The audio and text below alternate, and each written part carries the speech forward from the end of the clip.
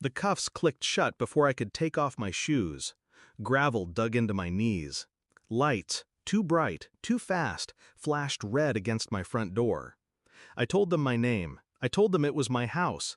They told me to stop lying.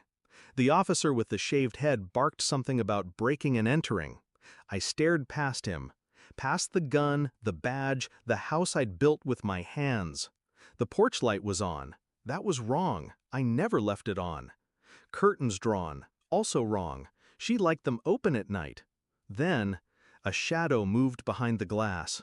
Tall, male, wearing my robe. I didn't say a word. They dragged me toward the cruiser. He stepped out onto the porch and waved, smiling.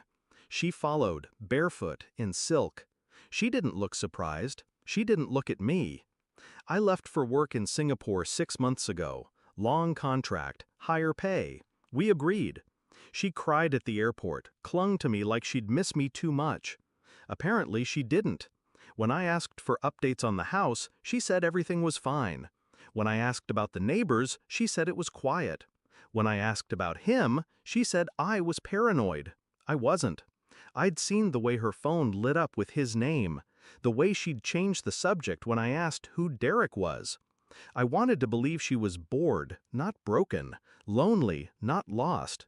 Turns out, she wasn't any of those things. She was occupied. By him. In my bed. Under my roof. I posted bail by noon, didn't call her, didn't scream. I checked property records. Title still had my name on it. But the utilities changed 2 months ago to hers. Bank statements showed monthly transfers. She drained our joint account, slowly, surgical, clean. I looked deeper. Security system, new, installed while I was gone. Guess who set the password? Not me. Then came the photos. Not from a PI, from the cloud. Forgot she backed up her phone. He was in every room, even mine. Hands on her hips, his shirt in my kitchen. I watched them like they were strangers on a screen. Because they were. I didn't storm the house. I mailed her the deed, a copy, highlighted, my name circled in red ink. She texted, "Can we talk?"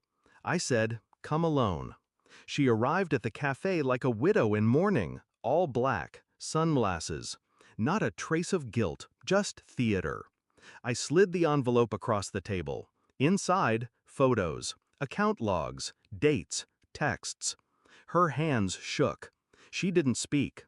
I watched her read, watched her die by 1,000 paper cuts of her own making. When she finally looked up, I asked, "Was it worth it?" She didn't answer, because the answer was too small to fit in her mouth. I let her sit with the silence. Then I stood, dropped the second envelope on the table. Inside, eviction notice, filed, signed, legal. She blinked. "You can't do this," she whispered. I didn't smile, didn't flinch. "It's my house." She looked away. The words caught in her throat like knives.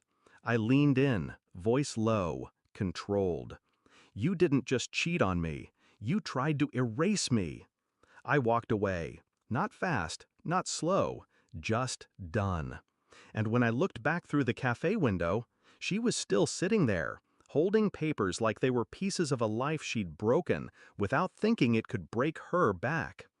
It took 3 weeks to change the locks, 2 hours to erase her from every room.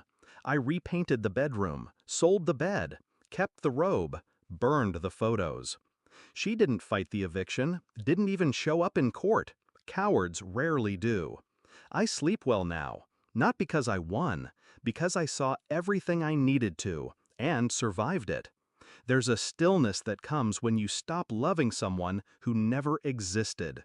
Not peace, not joy, just the clean silence of knowing you were never crazy. You were right.